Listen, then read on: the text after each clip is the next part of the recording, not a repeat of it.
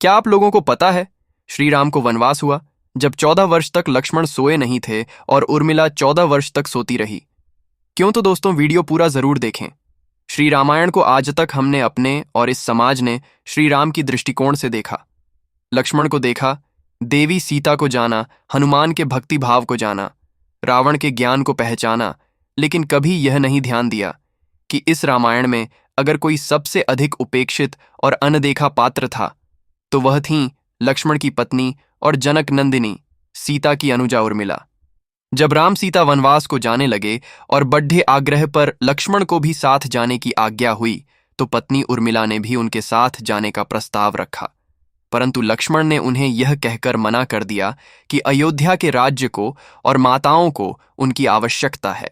असीम पतिव्रता थीं उर्मिला के उस नवयौवन कंधों पर इतना बड़ा दायित्व डालकर लक्ष्मण चले गए। वह पल, वह जीवन सरिता जो कोई भी नववधू अपने पति के साथ गुजारती है, वह उर्मिला के नसीब में नहीं लिखी गई थी। पतिव्रता स्त्री ने जीवन के चंचल पड़ाव पर भी, अपने पति से दूर रहने पर भी लेश मात्र भी किसी और का ध्यान नहीं किया। यह उर्मिला का अखंड पतिव्रत धर्म था। यह उर्मिला की अवर्णित, अचर्चित, अघोषित महानता थी। उर्मिला के महान चरित्र, अखंड पतिव्रत, स्नेह और त्याग की चर्चा रामायण में अपेक्षित थी, पर वह हो न सका। सबसे विकट क्षणों में भी उर्मिला आंसू न बहा सकी, क्योंकि उनके पति लक्ष्मण ने उनसे एक और वचन लिया था कि वह कभी आंसू न बहाएंगी, क्योंकि अगर वह अपने दुख में डूबी रहेंगी तो परिजनों का ख्याल नहीं रख पाएंगी। यह कोई कल्पना कर सकता है कि अपने पति को 14 वर्षों के लिए अपने से दूर जाने देना और उसकी विदाई पर आंसू भी न बहाना किसी नवविवाहिता के लिए कितना कष्टकारी हो सकता है। कितना हृदय विदारक पल था वह जब परम पूज्यनीय महाराज दशरथ स्वर्ग सिद्धार गए, पर वचन के सम्मान रखने के लिए उर्मिला तब भी न रोईं। पति के लिए पिता को किया इनकार महाराज जनक अपनी पुत्री को मायके अर्थात मिथिला ले जाना चाहते थे, ताकि मां और सखियों के सान्निध्य में उर्मिला का पति वियोग का दुख कुछ कम हो सके।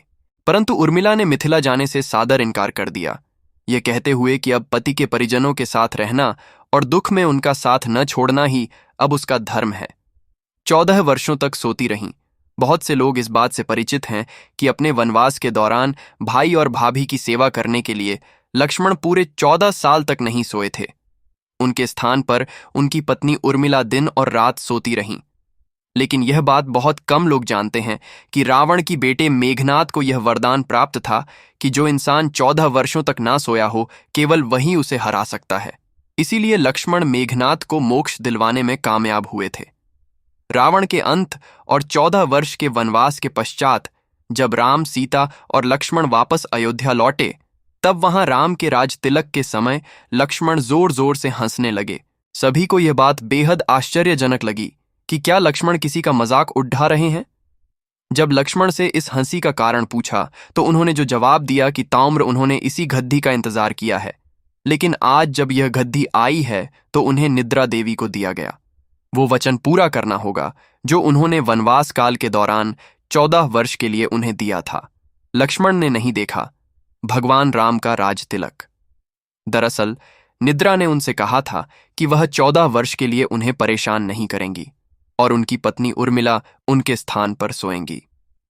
निद्रा देवी ने उनकी यह बात एक शर्त पर मानी थी कि जैसे ही वह अयोध्या लौटेंगे, उर्मिला की नींद टूट जाएगी और उन्हें सोना होगा।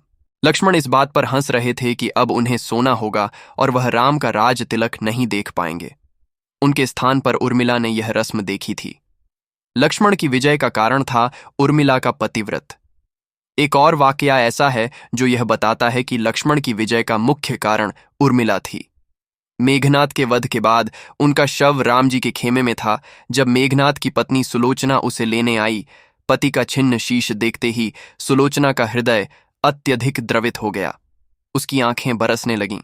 रोते रोते उसने पास खड़े लक्ष्मण की ओर देखा और कहा, सुमित्रा नंदन, तुम भूल कर भी गर्व मत करना कि मेघनाद का वध मैंने किया है। मेघनाद को धराशायी करने की शक्ति विश्व में किसी के पास नहीं थी। यह तो 2 पतिव्रता नारियों का भाग्य था। अब आप सोच में पड़ गए होंगे कि निद्रा देवी के प्रभाव में आकर अगर उर्मिला 14 साल तक सोती रहीं तो सास और अन्य परिजनों की सेवा करने का लक्ष्मण को किया वादा उन्होंने कैसे पूरा किया। तो उत्तर यह है कि सीता माता ने अपना एक वरदान उर्मिला को दे दिया था। उस वरदान के अनुसार उर्मिला एक साथ 3 कार्य कर सकती थीं।